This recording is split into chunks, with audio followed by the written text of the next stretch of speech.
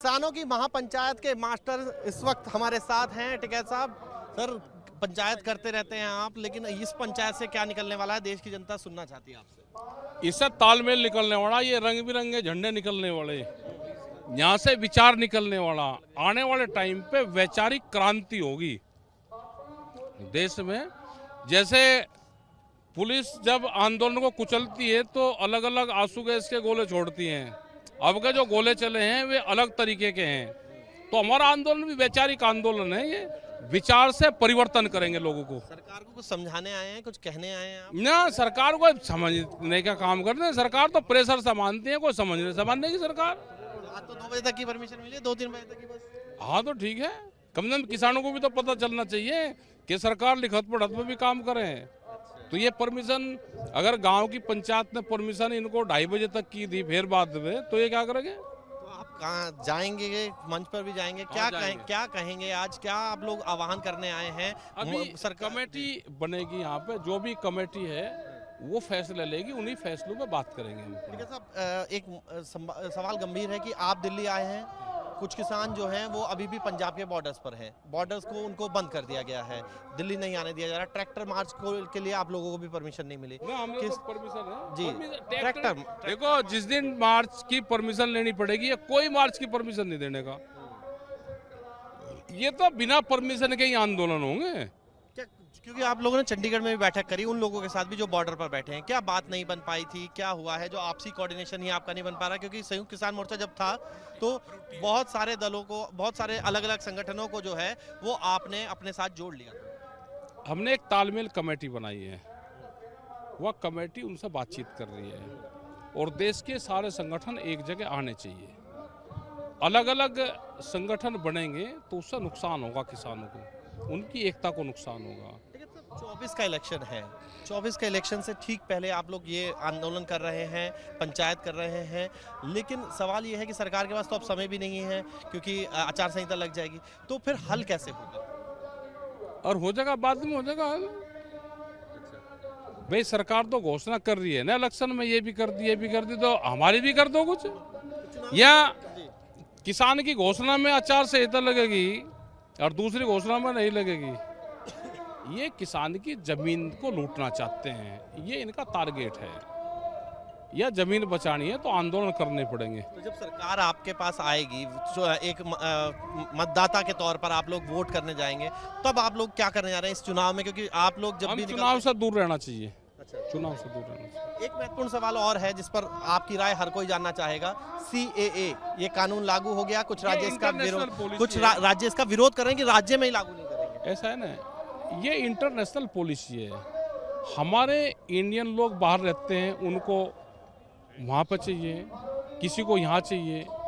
शरणार्थी कहाँ कहाँ रहते हैं ये तो इंटरनेशनल है। किसी कंट्री में उसको दिक्कत है तो दूसरी जगह रहता है, फिर उसको वहाँ पर परमानेंट वो चाहिए। तो ये तो इंटरनेशनल पॉलिसी है। यानी आप स्वागत कर रहे हैं इस फैसले का? स्वागत नहीं, ये तो पॉलिसी है। हम ना भी स्वागत करें तो मान जाएंगे क्या? कुछ लोग विरोध कर रहे हैं ना, बंगाल में लागू नहीं करेंगे, कोई लोग कर रहे होंगे, लेकिन पॉलिसी है, ये इंटरनेशनल पॉलिसी है। आपको लग रहा है कि सही हो रहा है जो CA वाला? भाई हमारे वाले लोग, भाई USA ने एक बार ही तो कहा कि यहाँ पे वर्क परमिट नहीं देंगे हम, तो कितने लोग हमारे बेरोजगार होंगे?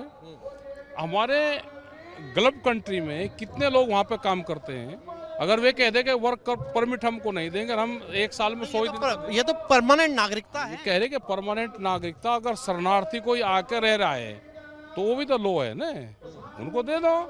भाई वो खा पी रहा शरणार्थी है, काम कर नहीं रहा, उसे दे दो। जो 10 साल से रह रहा, जिसको ताजिंदगी यहीं रहना, तो दे दो, क्या दिक्कत है? आखिरी सवाल है, एक लाल डायरी का जिक्र आप कर रहे हैं। जिस थाना क्षेत्र में हमारे लोगों को तंग करा, उसमें 72 घंटे का कोर्स करवाएंगे। हाँ, 72 घंटे का, 2 दिन तो मेहमान तो 2 दिन रुके ना। तो ये ट्रेनिंग कैसी होने वाली है ये भी बता दीजिए, क्योंकि आपने पिछली बार बताई थी ट्रेनिंग। थाने में रहेंगे वहीं 72 घंटे। थाने में रहेंगे? हाँ, थाने में ही रहेंगे, और लोग भी रहेंगे, वही अपना खाना खाएंगे। पुलिस से हमारा कोई संबंध नहीं, हम तो बैठेंगे थाना परिषद में ही, बैठेंगे 72 घंटे बैठेंगे। ट्रेनिंग दे देंगे? हाँ, ट्रेनिंग देंगे। राकेश टिकैत जो कह रहे हैं कि कोऑर्डिनेशन बनना ज़्यादा ज़रूरी है, और साथ ही साथ जो सबसे महत्वपूर्ण है वो ये है कि CAA पर राकेश टिकैत कह रहे हैं कि ये इंटरनेशनल लॉ की तरह है और इससे कोई दिक्कत उन्हें तो नहीं नजर आ रही। किसानों की महापंचायत के मास्टर इस वक्त हमारे साथ हैं। टिकैत साहब, सर पंचायत करते रहते हैं आप, लेकिन इस पंचायत से क्या निकलने वाला है देश की जनता सुनना चाहती है आपसे। इससे तालमेल निकलने वाला, ये रंग बिरंगे झंडे निकलने वाले, यहाँ से विचार निकलने वाला, आने वाले टाइम पे वैचारिक क्रांति होगी देश में। जैसे पुलिस जब आंदोलन को कुचलती है तो अलग अलग आंसू गैस के गोले छोड़ती हैं, अब के जो गोले चले हैं वे अलग तरीके के हैं। तो हमारा आंदोलन भी वैचारिक आंदोलन है, ये विचार से परिवर्तन करेंगे लोगों को। सरकार को कुछ समझाने आए हैं, कुछ कहने आए हैं आप? ना, सरकार को समझने का काम करते हैं। सरकार तो प्रेशर से मानती है, कोई समझने की सरकार। आज तो 2 बजे तक की परमिशन मिली है, 2-3 बजे तक की बस। हाँ तो ठीक है, कम से कम किसानों को भी तो पता चलना चाहिए कि सरकार लिखत पढ़त में भी काम करे।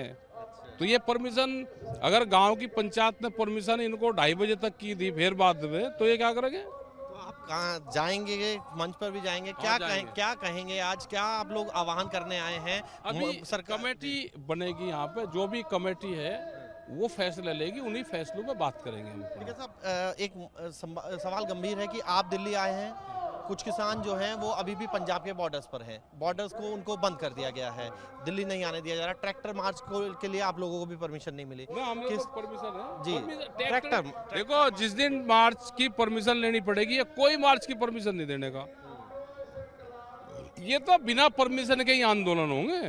क्या, क्योंकि आप लोगों ने चंडीगढ़ में भी बैठक करी उन लोगों के साथ भी जो बॉर्डर पर बैठे हैं, क्या बात नहीं बन पाई थी? क्या हुआ है जो आपसी कोऑर्डिनेशन ही आपका नहीं बन पा रहा? क्योंकि संयुक्त किसान मोर्चा जब था तो बहुत सारे दलों को, बहुत सारे अलग अलग संगठनों को जो है वो आपने अपने साथ जोड़ लिया था। हमने एक तालमेल कमेटी बनाई है, वह कमेटी उनसे बातचीत कर रही है, और देश के सारे संगठन एक जगह आने चाहिए।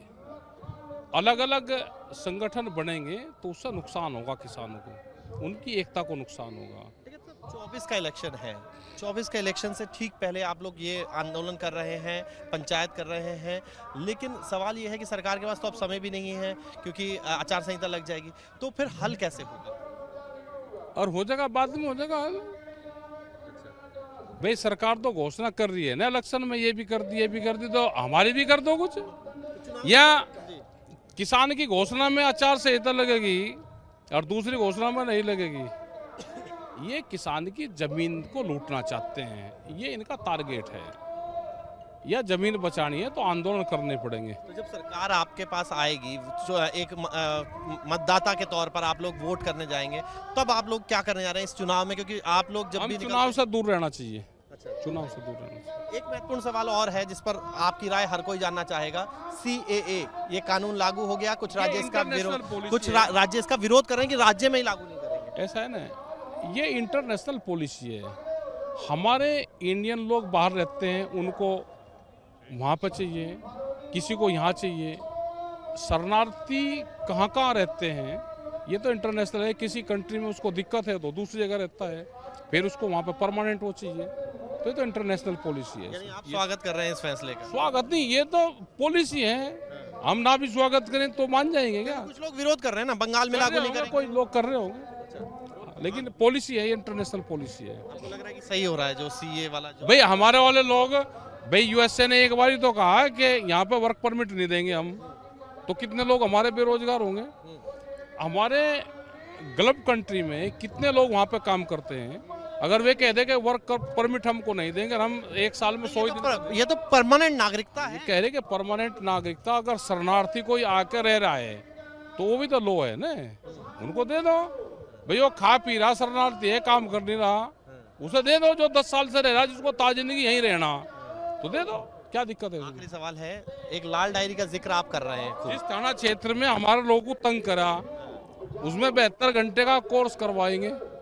हाँ, 72 घंटे का, 2 दिन तो मेहमान तो 2 दिन रुके ना।